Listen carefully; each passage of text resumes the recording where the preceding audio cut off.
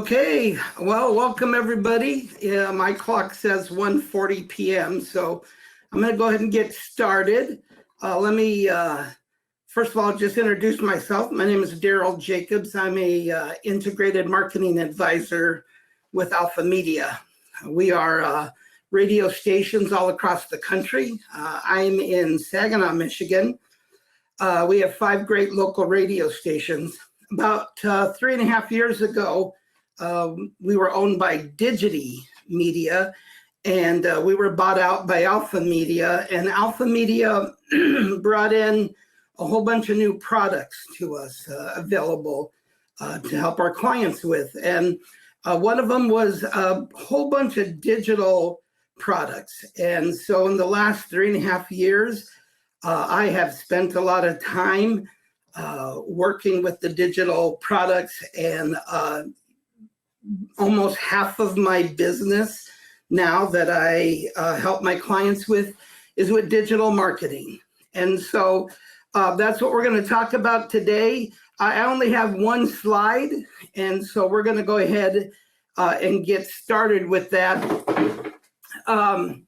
If you have questions, what I'd like to do is just cover them at the end. I might cover them in the middle, and if I get distracted, I might forget to tell you something. So if you have questions, you can put them in the chat session, in the chat box, and then at the end of the meeting, we will have time for some questions and answers. And if you don't have a lot of questions, well, I have a lot of frequently asked questions that I get asked a lot. So we'll go from there. All right, so let me just shrink this up a bit. There we go. Okay, so I'm not going to look at the chats as they come along until the end. So we'll get started right at the top. Now more than ever, you need to have a digital presence. It's not enough anymore right now that you just have a website. You guys will notice I talk a lot with my hands, so sorry about that if it really distracts you. But so a website's not enough anymore. You know, you got to have a good website. Absolutely, it's got to be up to date, relevant, all those kind of things. But you need to make sure that people know how to get to your website, know where your website is. And so, you know, in the past, we'd spend a lot of time, effort, and money on mass marketing, radio, television, billboards, whatever.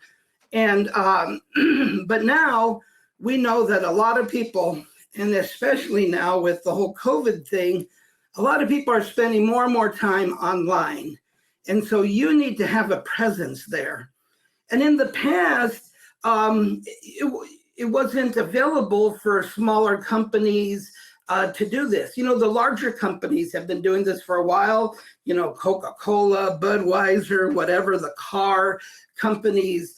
But in the recent history, companies have now figured out how we can help even smaller businesses have a real good presence on the web.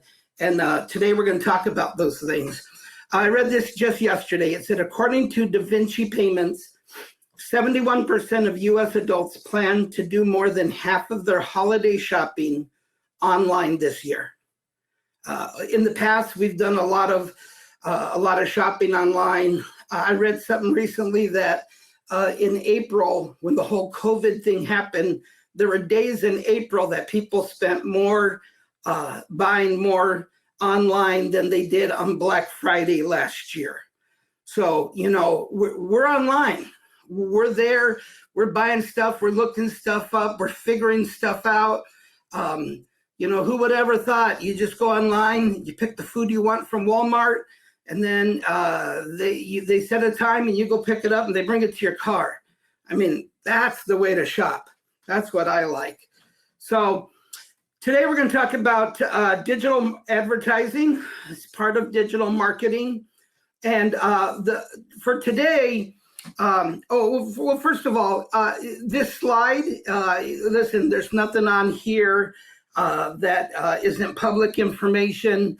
So if you want to take a picture of it, I don't know if you can figure out how to take a snapshot of it. If you want, my email is on there, Darrell.Jacobs at AlphaMediaUSA.com. Shoot me an email. I'll send you a copy of it. I'd really like you guys to take some notes today, because I'm going to talk about some words that you might have heard, really not knowing what they are. And so we will get into all of that. All right, so if we start across the top, digital advertising. And today we're going to use the definition is these are the ads that follow you around the internet. Okay, you've all looked up shoes or car parts or whatever, camera equipment, and then all of a sudden for the next 3 weeks, everywhere you go on the internet, whether it's on websites or apps, you are being delivered ads concerning those things you looked up, shoes or clothes or camera equipment. And that's what we're talking about. We're talking about being able to use ads that can find that will reach the right people in the right place at the right time. Now, this isn't mass marketing where you're reaching all these people. We're going to show you how you can use targeted display advertising to reach certain people. You can pull down by demographic and geographic locations and deliver the ads only to those people. So you look across the top and it says mobile. So these are ads that you can send to people directly on their cellular phones, their smartphones, or while they're in websites or while they're on apps. Your ad can follow them. If you're trying to reach that person, you can send the ad to them. Next to it is display. So you can have your ads sent to someone as they're on their laptop, as they're using their desktop, their tablets. You can send your ads to them if that's where they're at. As we continue across the top, video. You can send your ads as people are watching videos on YouTube. You can have your ads placed at the beginning of the YouTube video, in the middle of the YouTube video. We can place your ads there if that's where you want to be. The last one is OTT/CTV. So OTT stands for over-the-top television. Okay, so a lot of people have what we call cut the cord, right? And so they don't have satellite and they don't have cable TV anymore, but they're watching the local stations, and then they use apps to watch tons of other stations for free. So some of you might be familiar with Roku or Apple TV. Those are just apps. So if you are watching television using Roku and you're watching some rerun of the Andy Griffith Show, and all of a sudden you start seeing ads, that's what we're talking about. We can place those ads for you on Roku television. You can do that now. So how do we do it? Well, the first thing we do is, let's take a look at the top. It says, ads can be targeted to custom audiences based on demographic information, geographic information, location data from their GPS on their smartphones, and on and offline demographic data. So let's start with the first one, demographic data. So like I talked about earlier, where mass advertising or mass media reaches a wide audience, we can now take that audience and shrink it. So if you are trying to reach women between 25 and 45, well, then we'll start delivering your ads to just that demographic. If you want to reach women between 25 and 45 who have children in their household and they have a car lease that's up in 6 months, we can do that too. So you determine who it is you're trying to reach, and now we can laser focus or target them with the geographic information. I'm sorry, with the demographic information. If you want to reach men between 30 and 40 who play golf and who like to hunt and fish, we can do that too. The more narrow you can target your audience, the more we can target your message just to reach them. All right. I'm going to say something, and it's kind of funny. I think it's funny, but the internet knows everything about you. But the internet doesn't know everything about you. And so what I mean, I'll say it one more time. The internet knows everything about you, but the internet doesn't know everything about you. So the internet tracks information. It tracks you, where you go, what sites you are, how long you're there, what articles you're reading. It's tracking all of that information and it's storing it. And so when some advertiser is looking for men 40 to 50 who like to golf, it goes out there and it starts searching for men that have gone to golf websites and men that have looked up stories about golfing and men that buy golf clubs. And it takes all that information and says, hey, this guy is a person that you really want to, this person is very interested in the stuff that you have to offer. Now, the internet doesn't know everything because there are some things that the internet just doesn't know. So we have access to that information also. So this is offline information. So we get this information from the credit card companies, from the Secretary of State, other government agencies, and that's information that the internet doesn't know, but we can also find that information. And as I go through some of the tactics, you can see how and when we would use such information. The next thing we can do is we can deliver ads by geographic information. So we can send ads to people that just live in Michigan, or just live in Midland, Michigan, or just live on Coolidge Drive in Midland, Michigan, or just 48642 in Michigan. We can do it by congressional district. We can set the parameter however you want it to. Okay, if you don't need to reach everybody in Michigan, then we can set that parameter to a smaller area. You decide. Location data. Location data is, we can track where people are visiting physically. So if you're trying to reach people that shop at Walmart, we can do that.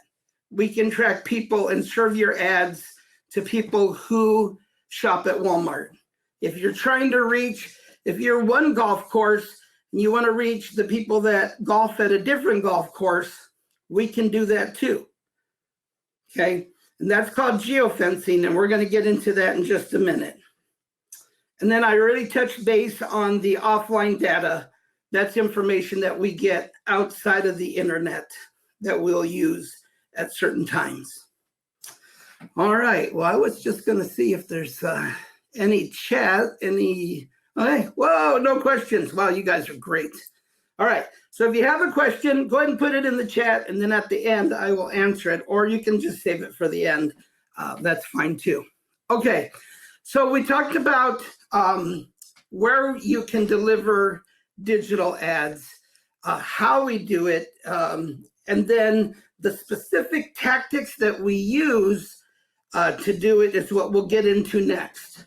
All right, so the first thing I want to talk about is geofencing. So a geofence is a you can draw a line around a business that you want to capture the information of the people that walk in there with their smartphones, okay? So say you want to geofence Walmart.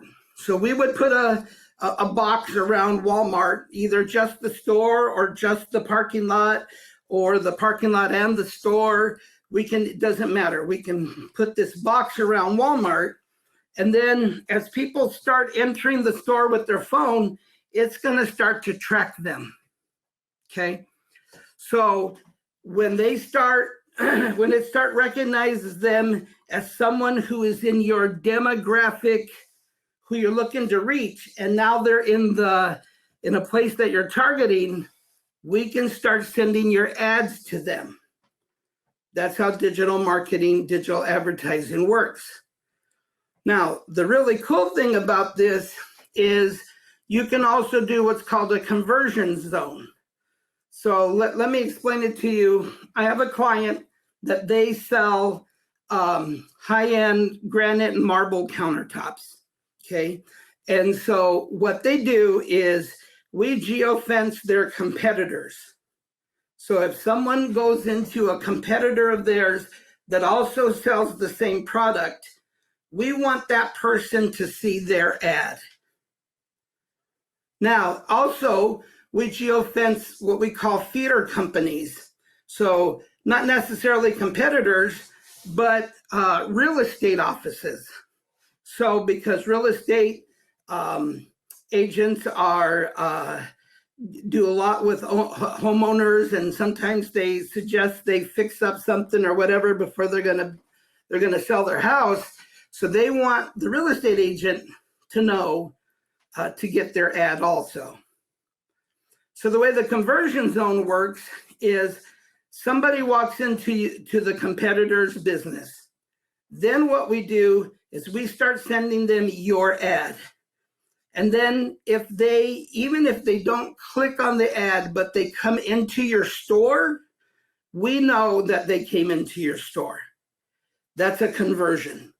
They went into a competitor, then they saw your ad because it was delivered to them, and then they came into your store. We know how many people went from each competitor to your store or from the feeder businesses. All of that is tracked. All of that is tracked. All right, so we understand geofencing. You can geofence any building or area that you want. You just can't geofence anything that involves children under 13 and under. So you can't geofence an elementary school or something like that. That's off limits. All right, addressable geofencing. The way addressable geofencing works is, think of it like digital direct mail, okay? So we can use your list or my list.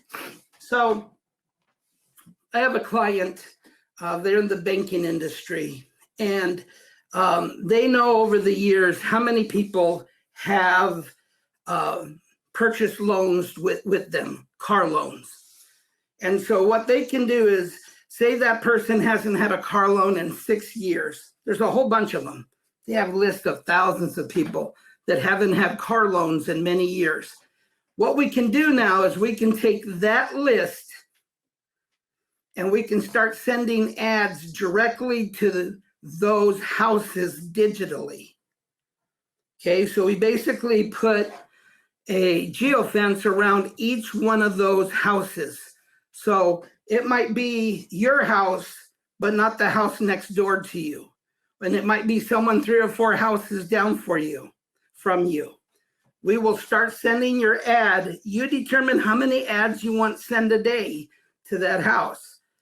So if you have 1,000 houses on your list and we send out 3 ads a day, that would use up 3,000 ads every single day. Now, kind of a side note is that our computers and our smartphones, they all speak with each other. So if they see the ad on their smartphone, then once they get into their, regular daily life, it's going to start talking to the laptop and to the desktop.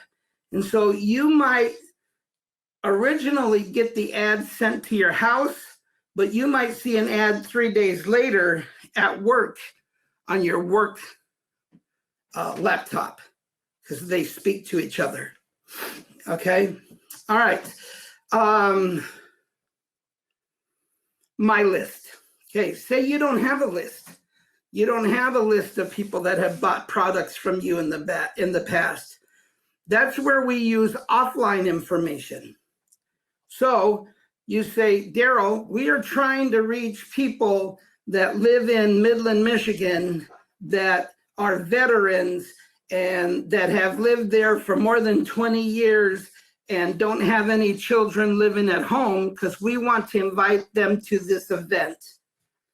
So we can go into the system and you can pull up exactly those people and where their addresses are in Midland, Michigan, or whatever location you want, by city, by state, by zip code. Okay.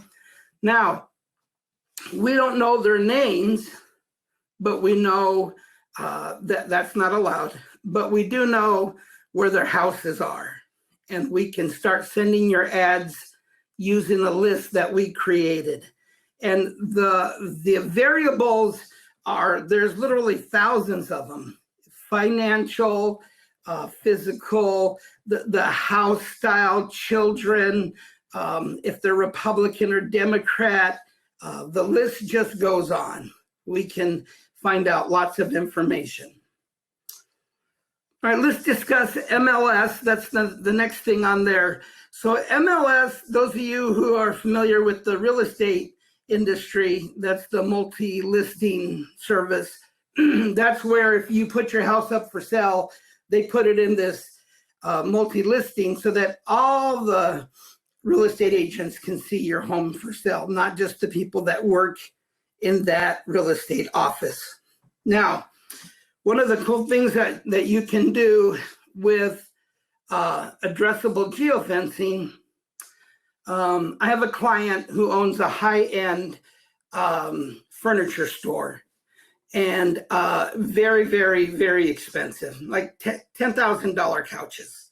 Okay, so what they do is they are attracted to people that buy a certain type of house. So we only are targeting people that buy houses that are $400,000 and above. So whenever a house is listed on the MLS system that's $400,000 above, if you walk into that house, whether you're a real estate agent or someone looking for a house, for a home, then we will start sending you the ad for this furniture company. It's been very, very successful. Again, you're targeting just a specific group of people that will tend to purchase the items that you have to sell or go to your event or whatever it is you're doing. All right, so a couple more tactics that we have. Okay, site retargeting. This is one that just makes sense. If you want to know if you're being targeted on the internet, just start visiting websites. So each website, if you're being retargeted, once you go to the website, they're going to start sending you reminders or ads about their website. The internet says that there's basically 97% of the people visit your website one time. So if they come to your website, we want to keep sending them your ads to remind them to keep coming back. Okay, we want those people to come back to your website. That's why your website has to be current, relevant, those kind of things, pleasing to the eye, those kind of things. All right, websites browsed online. So this is, we use this tactic because If you're selling cars and we want to attract the people that have been to other car sites, okay? Because if they've been to other car sites, then we want to send them your ad because we want to put your ad in front of them because they probably are looking for a car and we want them to come to your site. The one that most people are familiar with is keywords in search. That's the tactic we use. You know, if you're a plumber and you're selling hot water heaters, each time someone goes on the internet and searches hot water heaters, you want to make sure that we send them your ad. Okay, when they need a hot water heater, they need one right now, and so there might be 500 places in Midland, Michigan that they can buy it from, but you want to make sure that we send them your ad so that you show up. Same thing with search, keywords in search. Mobile to social. So mobile to social is kind of a neat tactic. So let's go back to the geofencing. You walk into a place that's been geofenced, and then you start receiving their ad on your mobile phone. If you have mobile to social, if you have Facebook, all of a sudden your smartphone's going to go, hey, I have Facebook too. And so now they're going to start sending your ad, since it's been delivered on the internet through your smartphone, like through an app or through a website. Now it's going to start sending it to your Facebook. So it's going to start targeting your Facebook also. So those are the main tactics that marketers use for digital advertising. As you look to the right, you can see all the different ways you can, send it through television. We talked about the OTT, the over the top, through laptops, tablets, cell phones, desktops. These ads are sent all over wherever you go on the internet, that's where you're going to find them.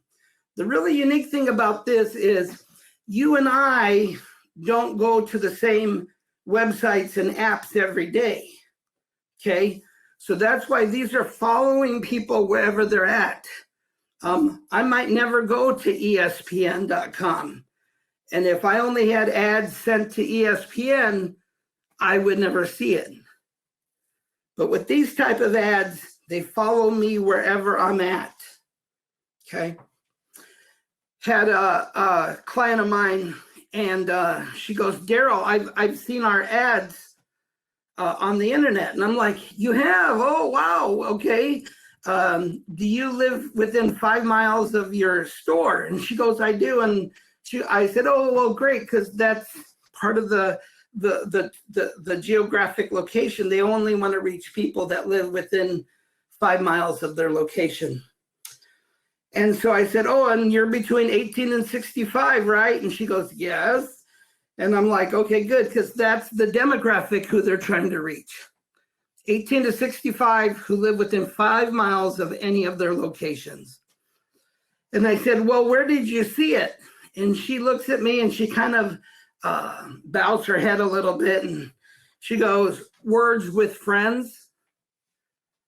So she saw the ad someplace where I've never been. I've never been on Words with Friends, but that's where she saw the ad.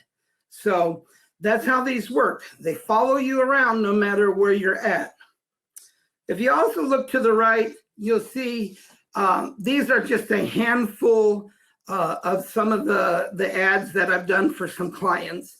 I've done them for restaurants. You can see different expos, banks and credit unions, nonprofit organizations, for-profit organizations, hospitals, restaurants, furniture stores, lots of retail, just about everything you can think of. I've helped clients with. Let me take a quick drink.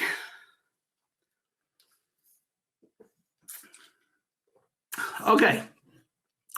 The one that's flashing, that's just a GIF, okay? So they can be flashing, or what we call animated, or they can just be static. Those 4 sizes that you see there, those are the predominant sizes that are used across the internet. So if you run a campaign, you will have all 4 of those sizes, because no matter where people are at on the internet, whether it's on their phone or it's sized to the page that they're at. Does that make sense? I'm sure it does. Okay. We're not the only company that offers digital advertising. All of these tactics and stuff is what all, not all of them, but most of the really good digital marketing companies will offer. These are the kind of things that you want to have. You don't just have to choose one tactic. We do multiple tactics, all within the same campaign. Couple other things just before we end up here. Let's see. Oh, yes, I've been talking for half an hour. Wow. Okay. Last couple of things. You see on the bottom there, it says Snap Tool. This is a tool that we use at our company here with AlphaMedia, but it's just a Google tool. You can go on Google and you can find the same information. Mine is just a little bit more developed for us. But basically the way a Snap tool works, or the Google tool, which is free, you can go on Google and find the same information. You basically type in some keywords. So like last January, one of my clients is a plumber, and he asked me, he goes, well, I really like this, but you know, what am I going to advertise? I'm a plumber. And I said, well, what do you like to sell? And he says, I like to sell those hot water heaters that are waterless. They're, you know, they're not the big ones. They're like a small square kind of a thing. And I said, okay. So I typed in hot water heaters sold near me. And I live in Midland, Michigan. And it came up that in December of 2019, so this would have just been the month before, that 3,000 people had looked up the word hot water heater in Midland, Michigan. So I went to him and I said, hey, did you sell 3,000 hot water heaters? And he goes, no. And I said, well, did you get a lot of calls? And he goes, well, we got some. I said, well, 3,000 people looked up the word hot water heater in Midland, Michigan. We started advertising hot water heaters for him in January. So that's the kind of information that, you know, maybe you're not sure what people are looking up. You can go into Google and find out in your area how many people are looking up certain words or phrases. The last one is a leads generation. This is something that's relatively new out there. There are certain programs that you can purchase where if someone clicks on your ad when they see it, the company that runs this program can scrape off their email address. And then what they'll do is they'll continue to send your ads to these people really heavy for the next 7 days. And if they click on your ad again, that becomes a hot lead. And so, you know, if somebody clicked on your ad the first time, they might not, you know, just maybe just curious. But if they click on it twice in 7 days, they're probably a little more serious. And those are people that you can follow up because you will now know their email address. So that's kind of a neat thing, just a little side note. So I think that's it. Let me make sure I covered everything. Yeah, okay, so it's 2:15. We got a little bit of time, so let me see if there's any questions. Woohoo! All right, I'll start with the older ones.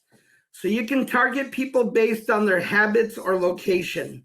Absolutely, on both separately. So I had a client that wanted to target women with children who attend baseball games. So we put a geofence around the Great Lakes loons. And so we were able to target that person specifically. Yes, so yes, location and habits, for sure. All right, on which platform do you typically use for geofencing?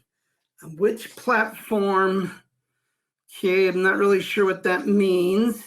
So we use geofencing for many campaigns. With geofencing, you can have conversion zones. You can know how many people are going into your competitor stores and then coming to yours. We use geofencing a lot. So it's been a little harder since the COVID, but we still can use the geofencing. Let me tell you one more thing about geofencing. Take a look at this. We work with, there's 2 companies across the United States that do something what's called a look back feature. So what they've been doing is they've been collecting data for years of all kinds of locations. So I work with a university, and university, so it's actually a college. So I work with a college, and colleges spend a lot of money, time, and effort on recruiting high school students. So what this look back feature can do is, if you're a university, probably 80% of your students or a college come from 20% of the high schools.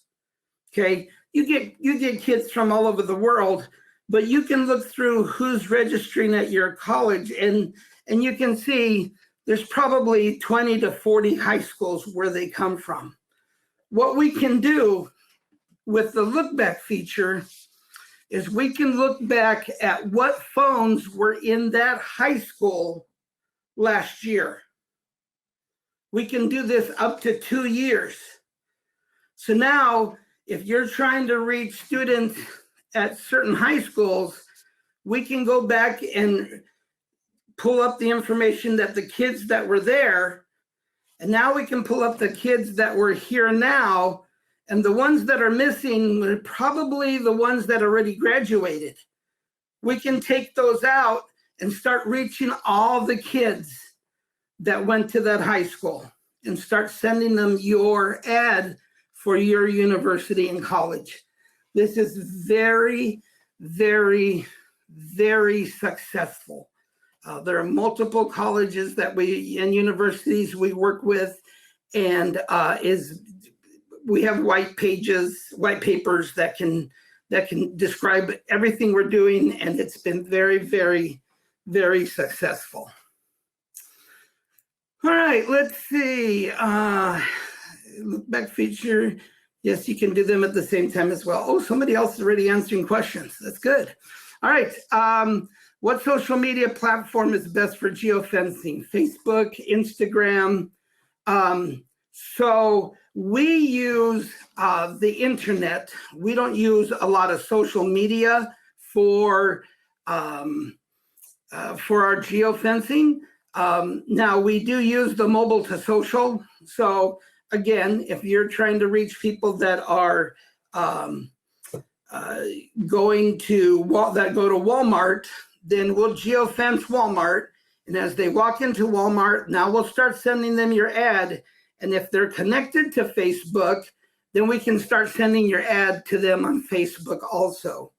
But we know we use the internet and the web, not so much but we can do complete campaigns also on social media. Absolutely. All right, is there a program for geofencing? How would I start a geofence? So there's not a program. You would just either contact, whoever does your local digital marketing, or you can contact me and we can sit down and talk about, who you're geofencing, what you want to get out of the campaign, all that kind of information. Very easy. These campaigns usually take about 3 days to get done, to get started. And most of that time is just coming up with an ad for you and the places you want to geo-target and the geographical information and the demographic information. So typically these things can get started relatively quick. I like the questions. Anything else? Well, I'll keep talking then. So a lot of people ask me, like, okay, so how much does this cost, right? That's the $1 million question. So these programs do cost, but I think they're very efficient, and I don't believe they cost a whole lot with what you get. So basically, they're sold by impressions. So impressions is an ad, and it's an impression is every time that an ad is delivered, that's one impression. And so we typically start with 100,000 impressions. That's just a starting point where we can start having a discussion. So for my company personally, 100,000 impressions is $1,000. So, and we're very competitive. I think if you checked anywhere else around, it's going to be about the same price. I don't think anybody's like, $50, or no one's like 7,000. I think you're going to find it's very, very competitive out there. So, and so now the next question is, well, Darrell, is 100,000, that sounds like a lot. Well, you got to remember that the typical person as of last year saw 70 ads a day. So we see lots of ads as we're trolling through the internet. And so you got to make sure you have enough ads to reach enough people. And so basically that's where I come in. And, it's kind of like the guy that says, I want to advertise for my restaurant. And I say, okay, well, who's your customer? And he laughs at me and he says, everybody that eats. Well, yes, everybody that eats could be his customer, but he's not going to be able to afford to reach everybody that eats. And so he needs to figure out who he's trying to reach. So I ask him, do you want your ads to reach kids? And he goes, well, no. And I said, well, don't kids eat? And he goes, well, they do, but they just come into my restaurant and they order one pop and they keep getting free refills and they take up table space. And I'm like, okay, so that's not your target audience. And I said, well, how about older people? And he goes, oh, no. I said, well, older people eat? And he says, no, they just come in and they just sit down and they order the cheap senior citizens coffee. And then they just sit there and they take up a table and they share a meal and they get the lunch size. And I said, okay, so who is your target market? Oh, well, it's, adults between 25 and 65. I'm like, okay, now we're getting somewhere. So we need to spend time really honing in on who your audience is, and then so we can deliver your message to the right people at the right time and in the right place. The right place is wherever they're at on the internet. So, okay. Any other questions? All right, let me see if I covered everything. I covered how long it takes. I covered the cost of doing them. All the artwork and everything is typically done by whoever the marketing company that is doing your They typically do all the graphic design. It's typically included in the price of your impressions. I've done campaigns where, they have 50,000 impressions. I have clients that use 500,000 impressions every month. So from one end of the spectrum to the other. Very easy to get started. Very, very, very successful.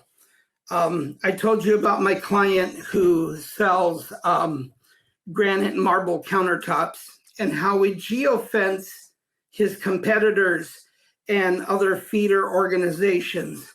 And so the very first month that he did something with me, we geofenced a home show. And he didn't go to the home show. You guys have been to the home shows. You got home builders, are setting up their booths, and you walk around and you talk to them. And he didn't go to the home show, but I showed him how we could geofence the home show. And then everybody that went there for the next 30 days, we would send his ad to them. Okay. And so at the end of the 30 days, we saw how many people attended the home show and then went to his store. And at the end of that first month, 70 people had went to his store that had went to the home show. And so then I asked him, I said, okay, do you think you sell 1 out of every 10 clients that come to your store? And he said, yeah, I sell at least 1 out of 10. I said, okay. So his average sell for his store is $5,000. That's what it costs on average to put his merchandise in your house. So if we sent 70 people to his store that came to the home show and he sells 1 out of 10, that means 7 sales that month came directly from the home show. And he made $35,000 from the people that attended that home show. Now, he probably made more. I don't know how many he sells, and I don't know the exact amount of his average sell. He might just tell me what I want to hear. But we do know that geofencing works, and we can show you with the conversion zones how many people are actually doing it. The end of the month reporting is very important. So all of these campaigns are really cool. Who you're trying to reach and where they're at and the geofencing and all the keywords. But at the end of the month, if you're working with somebody, you need to make sure that they get with you and explain to you what your campaign did. And that way you can know you've been geofencing one store and nobody that went there came to your store. Well, guess what? Let's not geofence them anymore. Let's put your impressions to somebody else. And so we can take a look at your campaigns, and then we can go from there and make some changes. And that's what you really need to do with the person who's helping you with your digital marketing. Is that everybody? Yeah, I think I got them all. All right, well, if there's no other questions, I know you're about 15 minutes early. No, 10 minutes early. You're about 10 minutes early. So I'll give you back 10 minutes of your day. My email address is on there. If you want a copy of this, like I said, there's no proprietary information on there.